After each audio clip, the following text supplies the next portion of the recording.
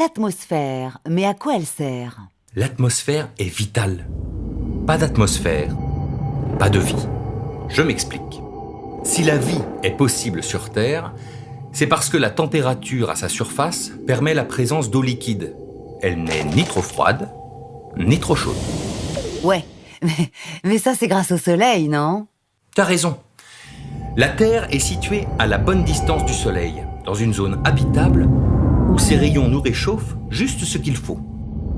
Mais l'atmosphère joue un rôle très important, tu vas voir. Environ 50% des rayons du Soleil atteignent le sol et sont absorbés par la Terre qui se réchauffe.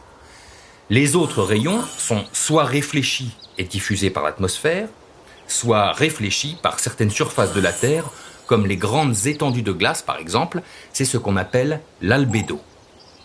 La surface de la Terre, comme tout corps qui possède une température, émet à son tour un rayonnement. Si on s'arrêtait là, la température moyenne à la surface de la Terre serait de moins 18 degrés. C'est pas un temps à mettre un chien dehors, hein. Mais heureusement pour nous, l'atmosphère est là. Sans atmosphère, le rayonnement terrestre partirait directement dans l'espace. Mais grâce à elle, une grande partie de celui-ci est absorbée avant d'être renvoyée vers le sol, ce qui a pour effet de faire grimper le thermomètre jusqu'à 15 degrés Celsius, la température moyenne de la Terre.